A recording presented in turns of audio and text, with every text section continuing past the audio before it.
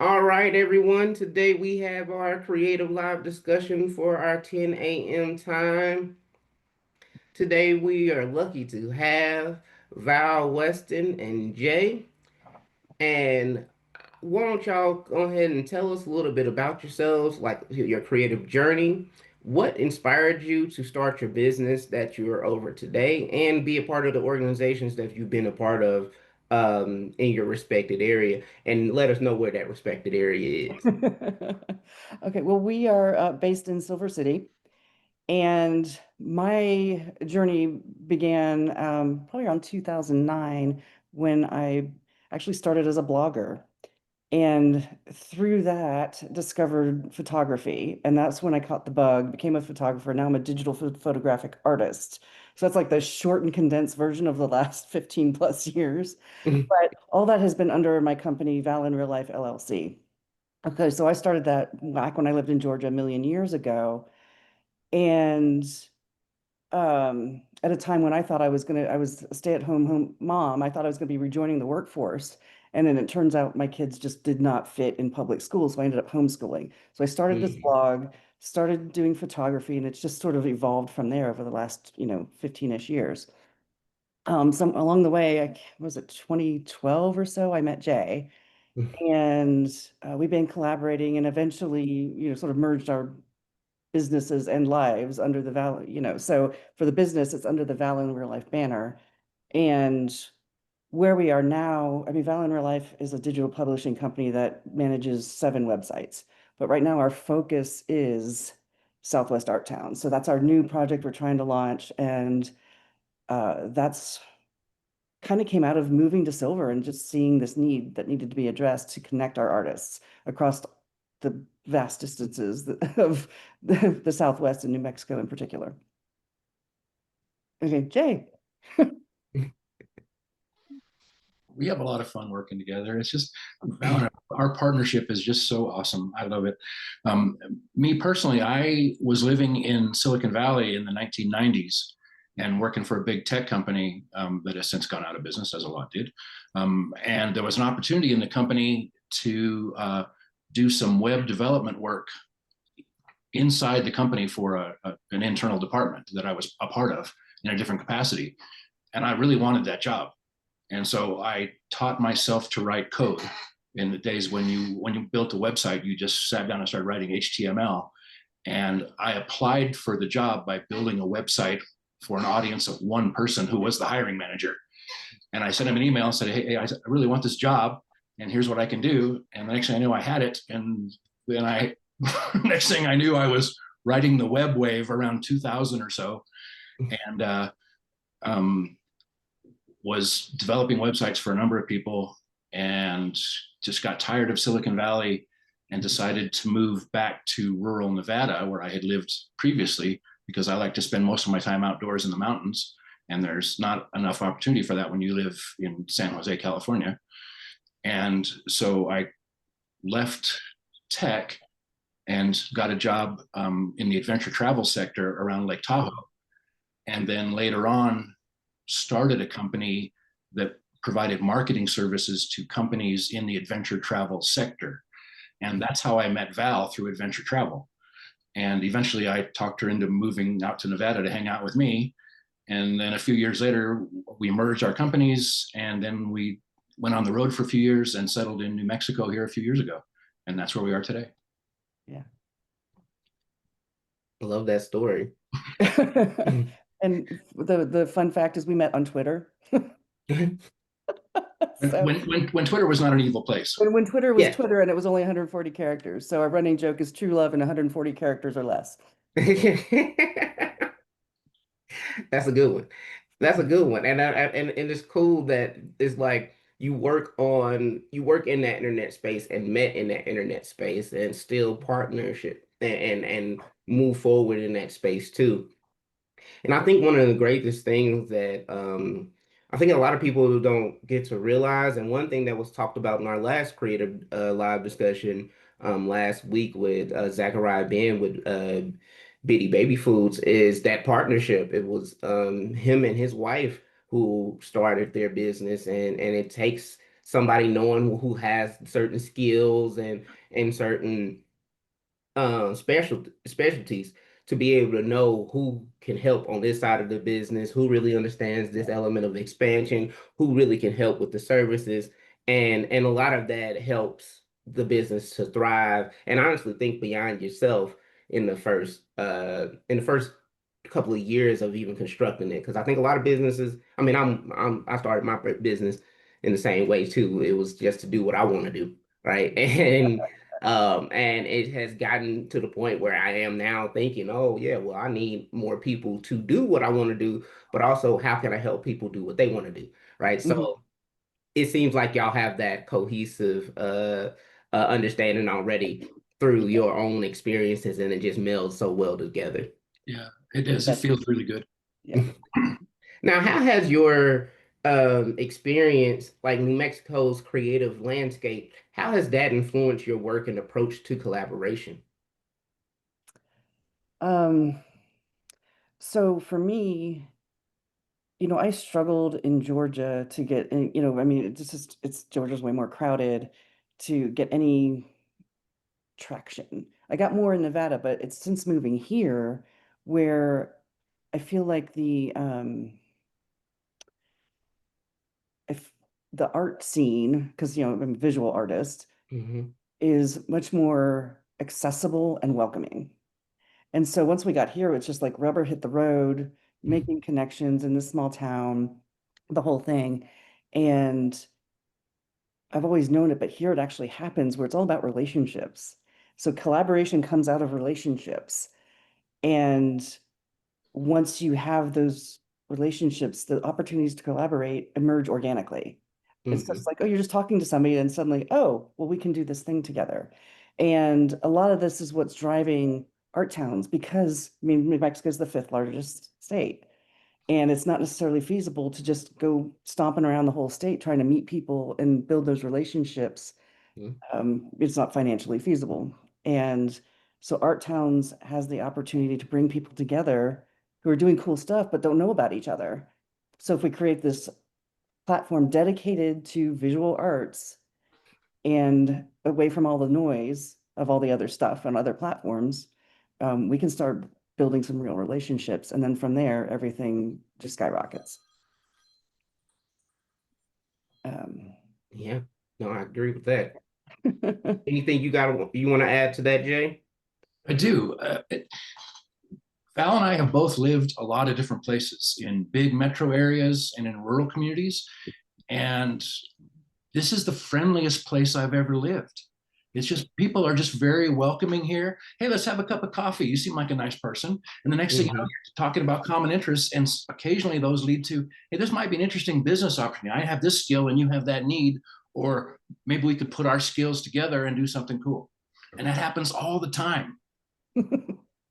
That is so true. That is so true. It's definitely one of the things I love about New Mexico is how genuine the people are, because it's not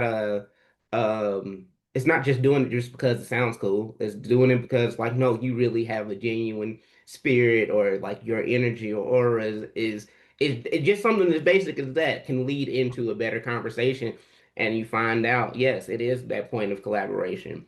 Mm-hmm. And you find out also, I mean, the beauty of it is even in our big cities, it's still small. Mm-hmm. And so you really find out Mm-hmm. who's who really throughout the state, just through networking. Mm-hmm. So Yep. I really agree with that. Yeah. And now, what is a collaboration that y'all have been a part of, that had a lasting impact on your business or community or yourselves? Well, I mean, I guess we have the story of the ultimate collaboration, right? Like we started collaborating, became friends, and then it's turned into this. So it just kind of shows you the extremes you can go to Hmm. collaborating. Um, but that's changed the trajectory of both of our lives. I always wanted to be out west from Georgia. I lived in the ski valley, the Taos Ski Valley in '92 when I was going to field camp because my training is as a geologist of all things. But I always wanted to get back here. It took me 30 years, but I got back. And I don't know that, I mean, that might not have happened had I not met Jay. So all the things when we meet people and we start collaborating, it starts shifting your path and your decisions. And so I guess that, there's really nothing that's going to, top that collaboration. Yeah. When Val said we met on Twitter, there's a little bit of detail to that. It wasn't just some random person that had some interesting ideas and we were chatting. Many years ago, I used to host 2 weekly 1 hour Twitter chats when Twitter chats were a thing. And they were a Q&A kind of format. And one was about adventure travel and the other was about motorcycling. And those are two things that Val and I are both passionate about. And that's where I met her and a larger circle of friends that had these common interests. And Val and I knew each other only online through Twitter and some brief occasional, hi, how are you doing? How's your day going? Kind of things until we met at an adventure travel event in Arizona after knowing each other online for a couple of years. And we're sitting around, there's about, maybe 8 or 10 of us sitting around at this table under a big tent in Flagstaff, drinking beers and talking about our adventures. And everybody at that table is still part of our circle of friends, and they live all over the country. That then led into some other events that we got involved in together. We have some friends who live in Colorado who are some friends from our motorcycling circles, and they're coming to Silver City to visit next week. Yeah. Through this sort of just these online communities. So Val and I have a lot of experience with online communities. I have faith in them. Well, and I have to give a shout out because one of those people is in here right now. Shout out to Josh. Good to see you, man. So Josh is somebody we met through, there he is. Hey, Josh. There he is. We met through all of this. So we do, we have a wide network and we understand, as Jay says, the power of these tools when used well. So, and what it can create. It's definitely the power of placemaking. A lot of people don't think about it in that sense because sometimes placemaking is just kind of thought of in the physical sense. But plenty of people have met people online. I mean, if it wasn't for the Xbox 360 and the Halo 3 era, I would not have had as many friends as I have now, honestly. I mean, awesome. And that's just and connecting to people because it was really connecting to people who I did not live nowhere near around. Yep. And still being able to foster those friendships still through social media and other means too. So that makes me want to skip to the good question then. What role do you see technology, such as social media, virtual meeting events like we're on right now? AI is the new topic in this time too. How do you see that fostering collaboration, but also how do you see that helping the creative economy, or if it's the opposite? I think it's going to be vital to embrace these things. Again, it's, this vast distances over, where we can plant the seed for relationships. Nothing's going to ever replace the face-to-face interactions and experience, but this can get it started. Like you said, with your ex, like it plants the seed, you can grow from there. And Jay and I are obviously, poster children for that. But that's going to lay the groundwork for creating the relationships that lead to the long distance collaborations that can make it very clear that arts as an economic driver in the state are powerful. Yeah. Yeah, it's going to be vital. I mean, we just actually took a trip to Los Alamos. Had to go get some pieces from the Fuller Lodge Art Center, and so nothing's going to place like meeting them in person. But it's expensive. Just out there too. It is expensive to go up there. I mean, it's not just a day trip, and so we can fast forward things by removing some of those obstacles, like the time and expense, and basically use this technology as a greenhouse. Sorry, I'm like a nature nerd, so yeah, I'm gonna. So I yeah. love a good analogy. Anyway, so that's my take on it. I don't know if Jay has any other thoughts on the matter. No, that's exactly it, Val. It's Arlen's story about meeting his Xbox pals. You find these people that you have something in common with, and then you already have the friendship, and you find something you want to work on together, whether that's, we're going to have an art class, or we're going to go on a field trip and take some photos, or we're going to Mm-hmm. sit around and tell stories to one another and see what that grows into. But then the idea of, well, I'm just going to get in a car and drive 5 hours to go meet these people, that's an easy decision because you already are invested in the relationship. It's not, well, if I can't walk to the coffee shop and meet you, I don't want to have your friendship. 100%. Yeah. Yeah, you're 100% right on that. I mean, it's really like I was watching something. I think it was Steve Harvey that said something about it. When you're watching somebody on TV, you're in a way you're still bringing them into your house. So when you're talking to them virtually, you are bringing them into your home too, if you're at your home. Mm-hmm. And that is something that is it's still exchangeable, even though if it's metaphysical, because we are doing it virtually, but it still gives you something of like that is intimate to some extent. So it is it is something that's there that can still make a connection. But knowing that we do have a growing, well, back, not that it's new, but experience economy is coming back up as well due to like the lack of social engagement. So it's good to kind of capitalize on it. I always say, look at things. We got to approach things now like a cyborg. You gotta have the computer and everything else going and marketing and helping because it's not just marketing that should be happening with the use of technology, but business expansion can happen through it. I mean, other ways of innovation and even automation can happen. So it's definitely a tool. It's definitely a tool to be used, not a crutch though. And that's the difference. That's the key difference. Yeah. Right. It's an enabler. It's one of the tools in the toolbox. It's not, that's what I do. It's one of the things I use. Yeah. Exactly. Exactly. Now, what advice would you give a creative who wants to collaborate but do not know where to start? Again, all about relationships. Uh, and if you put the relationship first, everything else will come. If you come into it with my goal is to do this thing and have find collaborators, it's gonna, I mean, you're the people you're talking to are gonna pick up on that. So build the connections and relationships first, and community and collaboration can come after that. And that's actually why with Art Towns, our little thing is, connection, community, collaboration in that order, Mm-hmm. because that's how it builds. That's the building block.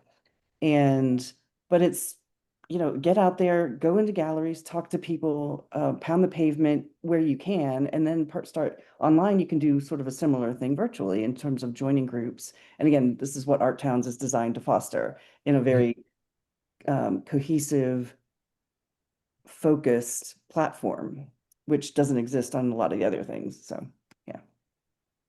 Exactly. Anything Exactly. else, Jay? Yeah, I can't amplify enough what Val just said. The relationships come first, and they have value in and of themselves, and then good things will come out of those relationships.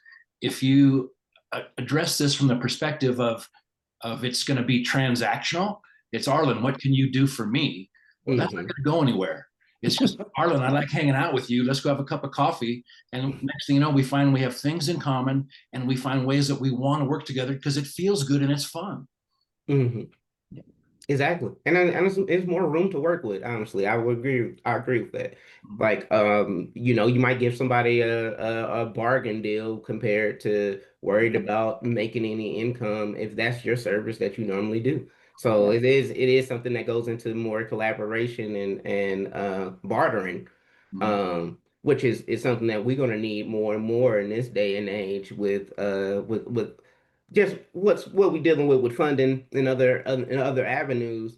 Collaboration is that pivot to be able to really elevate ourselves to move up continually, and not be so dependent on governmental and Well, yeah, other and things. one voice trying to do something, each voice you add exponentially increases sort of like your overall voice. So Hmm. nobody gets anywhere alone. Like Right. achieves any Exactly. like so the more collaboration, the more you work with others, the more reach you'll have just physically and online and all of those things. It's just, um, take anything. I mean, that applies to anything, not just creative industries. Mm-hmm. Like, one of the things we do here is we are working, well, we're on a full house renovation, but we're renovating the yard and we're surrounded by things that are not our values in Aesthetic. terms aesthetic, in terms of lawns. We're going in native plants.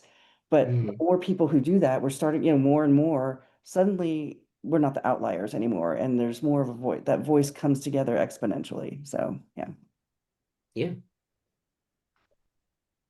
All right. So now, how do you think creative businesses in New Mexico can work together to grow not just individually, but also collectively? uh, Again, collaboration and viewing other businesses, even in the same niche or industry as you, not as competition, but as collaborators. Again, that voice, that collective critical mass that comes with it. Um, Mm-hmm. there's a couple of soap makers in town that we're friends with, and you would think that they would be direct competitors, but no, it's just, oh, I don't have what you have, but go down to this other person. Like they might have what you're looking for, but it's this concept of we're better together. Mm-hmm. And uh, and if with under this banner of with Creative Industries Division, I was so thrilled when it was, born, that if we can create and promote our thriving creative industries, and New Mexico as a state, as residents, we can achieve things we can't individually. It's just that simple. It's math. Mm-hmm. And if we can build our reputation as a creative destination, do I remember this right, that we're only the second state to have a creative industries division? We are the Third, okay. third state. So, it's kind of astounding that it's actually isn't more of a thing in other states. So, if we can create the narrative that New Mexico is a creative state and that Mm-hmm. the creative industries deserve a seat at the table with the other big industries. I mean, I think that's that big picture. I'm a dreamer. What can I say? That's the big picture of, showing that this has value alongside all of the other big industries in the state. Oh yes, Because and I it, mean, it ties to tourism in the end. and honestly, you just made me want to just throw some facts in there because you're right. Uh, because it's only three main states that have a creative industry, but it's only three main states that's known for a creative economy. That's always been known for a creative economy, and that's California, New York, and New Mexico. So a lot of Okay. people don't know that, but we have always been a pivotal looking point when it comes down to what is the artistic economy and what is the creative economy, and it's a blessing that we have the state. But I didn't want to. I'm sorry, Jay, because I ended up cutting right in between. I know you got something to add to it. It's all good. There's lots of examples that I can think of just off the top of my head of where companies or businesses, or especially family-owned businesses, where on the surface they are direct competitors. If you have a potential customer who wants to buy a product and there's two organizations they can buy it from, they're only going to buy one. They're not going to buy from both of them, right? On that particular transaction. But Hmm. those multiples of those businesses can help one another just by being in the same space. Think of the wine industry, small wineries, right? I mean, that's one Hmm. of the best examples I can think of. Is that the wine industry sells wine, but a big component of it is tourism. And if you have a small family-owned winery and you're the only one within 200 miles, no one's going to come visit you and drink your wine. But if Hmm. there's another half a dozen wineries in the same area because the conditions are really good for growing your grapes, then all of those wineries will benefit because there's more people coming there and they're bringing their wallets. Exactly. I agree with that. And honestly, I always think about it when I think about government contracts. Most people do not think about the collaboration that goes into somebody who takes on a government contract. Normally, the person that takes it on is not the one that executing it. It's a number of businesses and organizations being contracted. through that one contract itself. And it takes that ecosystem to be able to thrive and make that amount of money and service that amount when it comes down to that. So we have to think about it in the same capacity when it comes down to our creative economy and our creative ecosystem in our surrounding areas.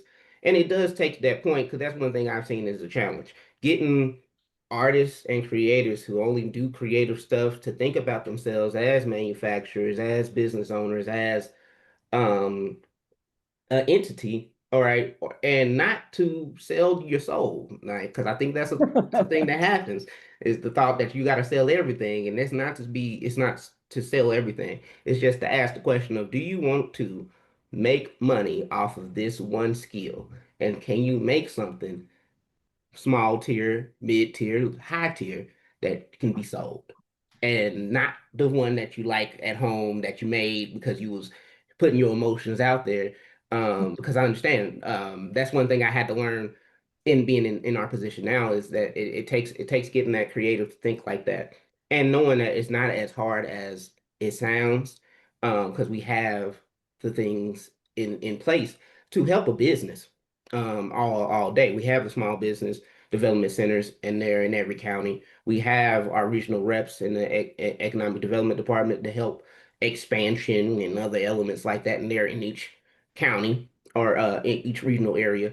So we have a lot of things that's in place, but for us, I feel like all we need to do is elevate the things that exist and help all creatives to know this is what you need if you want to go this way. And if you already have been in that area and space, this is what you need, and this is how we can help you here. But not Yeah. turning a creative away.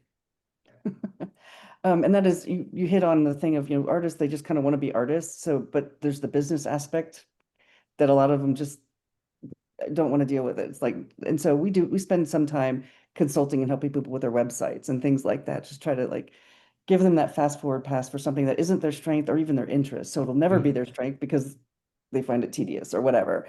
But and again, this is again, you're hitting on all these things why art towns kind of came to the surface for us is for a lot of our artists who have no interest in being that much of business people is we can create these connections and help them, build that wider network without a ton of just individual activity. So this is that, I mean, Art Towns is going to be a giant collaborative network. Yeah. Mhm. Mhm. Yeah. We'll start that with this, the forum and all of that, but then, we have other things on the menu to expand into as it grows. But right now we just got to get everybody basically on the same page. Yeah. That's what you and you and us alike, right? 'Cause and it's not it's something. The beauty of it is something that can be done. And that's why I was saying before, when we got to come out to Silver City and sit down with you and hear about Artstown, I was already like, oh my gosh, I can't wait because it's something that's really needed. I mean, one of my issues of seeing, communication in New Mexico is you see it falls off somewhere. And it's hard to understand where to meet people where they're at times. So it seems like that's going to be the right space for a creative because that's the thing. We a creative is broad, right? Content creation is in there, social media is in there, and social media is just it's a lot going on. And it's easy to get thrown in a bubble of sorts, being a creative, especially being an artisan and otherwise. Now we're dealing with AI and other things like that too. So it's a lot going on, right? And so it's hard to find the right platform. Even LinkedIn doesn't always work as a creative professional. So we have to find those platforms that work for us. And I think building them is where we're going to have to be at. And knowing that we support apps in our creative industries, that's in one of our industry sectors. Okay. So that creation and elevation and innovation is going to be where our creative economy is going to thrive because it's thinking about what's happening in those other towns that creativity is really, I mean, seeing some innovation. I see maker spaces in Albuquerque all day. And some of the maker spaces I got to see in Silver City, some of the maker spaces I see in Gallup and otherwise Yeah. are on another level at times, really. And even when it comes down to teaching. So it's definitely something that requires a network. Hmm. Yeah, I mean, we pay attention to all this stuff, and what we're seeing just across the board is this slow rejection of the major platforms because of what they've become, Hmm. and more towards these micro communities where I just want to talk about art today, or I just want to talk about motorcycling. Like you can just go to these little places and away from all the noise, Hmm. and it's focused. And in our case, one of the big things for us is this will always be member driven. There's not going to be bots coming in and rejecting your comment and stuff like that. So we're going to have moderators and things like that, like real live moderators, which these forums have to have. Hmm. But when people, we have a lot of artists, even just right here in Silver, they just won't do Facebook or all these platforms, and so they're disconnected. And that's where you're talking about with this communication falling off. As they stepped out, they're like, I just can't do it. So if we Hmm. find a stable, welcoming, comforting home, and it feels like home, then that's where we're going to get some traction. Anything you want to add to that, Jay? Yeah, what Val's talking about, we've spent countless hours talking about our vision for this project. And one of the really, really important parts of that we're trying to get right coming out of the gate is a really strong code of conduct.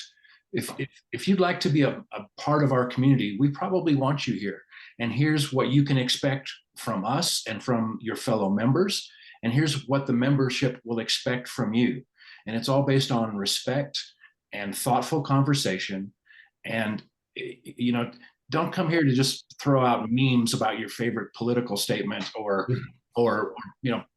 that kind of junk that you can get anywhere else. Hmm. We're trying to rise above that. And this is a place where thoughtful, creative people hang out because being here helps them create. Yeah. I like that. I like that. A space of creativity. And that's something that obviously, I think you said something earlier when it came down to Twitter and knowing that a lot of I feel like a lot of platforms started off in community and then it leads into just being chaos at times, right? So being able to have a place that's dedicated to that is where a lot of things moving. Twitch is becoming a big platform due to that alone because you can subscribe just to that one person. If I want to see them go live, I know they're going to go live. I know what the conversation is going to be. And that's where we're moving to that model where I don't have to see the algorithm. I don't want the algorithm messing up, just randomly showing me whoever is on this topic.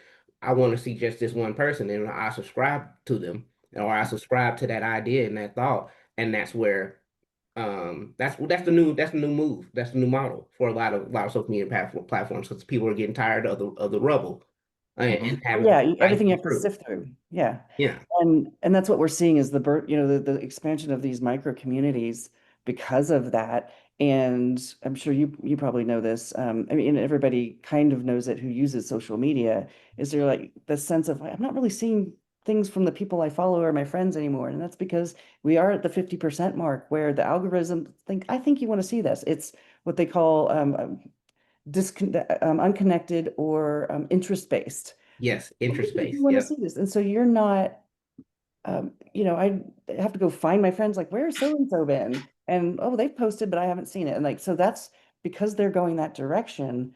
That is the catalyst for all of these other for micro communities coming up. Yeah. Yeah. And You're I mean, the right. numbers are backing that. People are just joining these communities for this reason. You're so right because of the and that was like the TikTok algorithm, the influence-based algorithm. Knowing and then they even Instagram came out and said if you're you only get about 20% of your following to see your posts because if they gave you 50 or 40 or 100%, then what's the use of having ads for McDonald's and these other places to have to pay for it, right? Right. So you end up realizing it's a business model, but the idea behind it, even though nobody ever said it, is that oh you can grow and reach so many people and reach this audience, but it ended up being pretty false. So Yeah. what's one thing you want fellow creatives to walk away with after today's conversation? And each of you can. Well, it comes back to what I said, it's, just realize that creative industries aren't a luxury, that we can be a strong economic driver in, tandem with tourism. Mhm. And like I said, we deserve a seat at the table with the other industries. And not so much the takeaways, the questions I would think creatives should ask themselves is what role do they want to have in that? Mhm. And how can you help that along, knowing that ultimately you will benefit from it as a creator? Again, because that's what community is about. Everybody gets something out of it, but everybody has to put something in as well. And so that's what I would encourage people to think about when it comes to creative industries and being a creative in New Mexico. And what do we want for our state? It's very big picture, but if everybody, again, takes their seat at the table, Mhm. it all grows. 100%. I think I'm talking in circles now, but anyway, go ahead, Jay. One of the things that I've seen as I've come to know more and more creative people is that they're all on their own creative journey and they don't know where it's going, and that's okay. And embracing that actually makes them stronger and more capable. If someone starts off and says, I'm a landscape photographer, and they put themselves in that box and never grow beyond that, well, that's great. They may make great art. They also may be missing out on opportunities, or not following where the road leads without seeing the map first. If I'm making sense, I don't realize I'm mixing metaphors, but that's part of the nature of being a creative person. Is just, this is an interesting path. I don't know where it goes, but the journey is worth it. And if one looks at one's business path in the same way, that applies. Um, Mhm. Val and I are strong examples of, we both started these businesses a long, long time ago, thinking they were going to be one thing, and they turned into something completely different and merged. And the where it is now, the product, the thing we are working on, is so much stronger than it would have been if we tried to keep it in those boxes. And so we've seen people who, we have a local artist who, we talked to him one time. We were giving a workshop on for visual artists on how to just take better photographs of your three-dimensional art. And Mhm. we were talking with this gentleman, and his art is pretty fascinating. And he said, I'm not even really interested in selling my stuff or promoting it. I just really kind of want to keep a library of of uh, of my work and share it with my family across the country. And Mhm. we showed him how to just really quickly take better photographs with your phone of your work. And he wasn't, at the time, he had no interest in social media whatsoever. And in less than a year, we refer to this guy as a Instagram savant, because he has just mastered Instagram. He's got a huge following. He does beautiful work. He started doing these stop motion animations of his work, and he's Mhm. loving it. And if 18 months ago, if we had said, hey, we think you could be pretty awesome at Instagram, he would have said, don't talk to me about that. Yeah, he's owned it. It's been wonderful to watch. It's been amazing. Yes, I follow him from the Do last you time get? I brought him up. I'm like, Are you following why? the personal No, we're talking anxiety about then. tour? He has good content. He has real good content. Yeah. And But here's I, somebody who had really no interest until he realized he could do it on his terms. that's the thing. Yeah. And he's having fun. If he wasn't having fun, he wouldn't be doing it, and he wouldn't be good at it. It got Yeah. to be fun. Well, I mean, Yeah. and that's the thing that I think we have to move into, and I think something that creatives are saying in a way is, um, I want to do it because I want to do it, not because of the money. Right. But knowing that I gotta have some value to keep doing it. Right. That's the only thing that I say added to that. But I do think we do have, there's some people that do have to just start doing things for. Mhm. the value. Like as a event planner, I like putting events together. I don't do the event. I mean, I know I need to make profit to some extent, but the main experience and currency is people going and experiencing it, leaving with a smile, saying I got this, or I wouldn't even thought about that, or something along those lines. Whatever the purpose Mhm. um, is the real value. So we have to think about both, Right. personal value and morals, and then what also is beneficial for us to be able to eat and thrive, not Right, yeah, live. in the end, we'll have to pay our bills. I mean, Yeah. Right. yeah. And that's why, art, when we created art towns, a lot of people, oh, this should be a nonprofit. I'm like, no. Hmm. Silver City and Grant County in general have way too many nonprofits, but also we can't control and drive it as well as if we were doing it if just on our own. But it is still Hmm. mission driven. Like the goal, I mean, we still have to pay our bills, but we're not looking to be the next Reddit, Meta, whatever. Right. We want to have this home for our wildly fantastic artists and to be a part of the mechanism that gets our artists seen out in the larger landscape. I agree. And also, I wanted to talk about something you said earlier that I didn't that I that I think is good to touch on too. The business changing is not a fear, not to be scared of your business changing because Taco Bell used to sell hot dogs. Mhm. That's just truth. Taco Bell was a hot dog stand, and now they sell tacos, right? So it's a sometimes business innovation has to happen because it's a lot of places that it's a lot of things that just requires you to change, just like knowing that cornflakes used to be a medicine. Mhm. Now it's Right. a cereal. We got to That's find a great ways to example. innovate, right? I mean, Right. So, Yeah. yeah, I mean, coming back to Val in real life started as a blog, and I started my career as a geologist. Like, I mean, things mhm, change and you gotta, you're rolling with it. And I still, everything I've done, is folded into the, what's the word? Yeah, I don't know what the word is. Just it's folded into everything I bring into the next project. mhm, But same for Jay. He's done a lot of stuff, different stuff too. But it's um, and the blog that I started as sort of an outdoor family adventure thing. mhm. And like here I am. I'm like, I always knew the kids would grow up and it would shift, but it's just allowing things to evolve and not putting in artificial obstacles is really important. And again, this comes in with our artists too. Like Jay was talking about, like not um, niching yourself in so hard. Mhm. And at that point, it's just not fun. I mean, there's a local painter here who took up photography once he got here, and he's killing it. I love his stuff.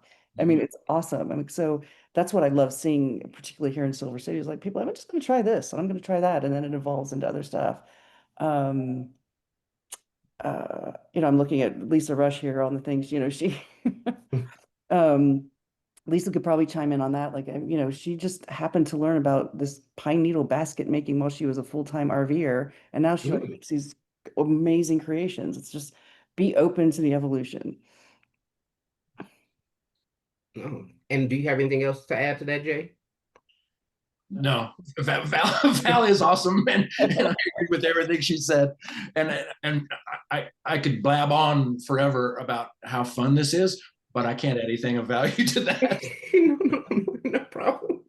I just want to make sure I'm giving you space too. So, Well, now, do you have any upcoming projects or opportunities or events that are happening with you? And what are ways that somebody can contact you, whether it's Val in real life or Southwest Art Towns or Jay and Val in general?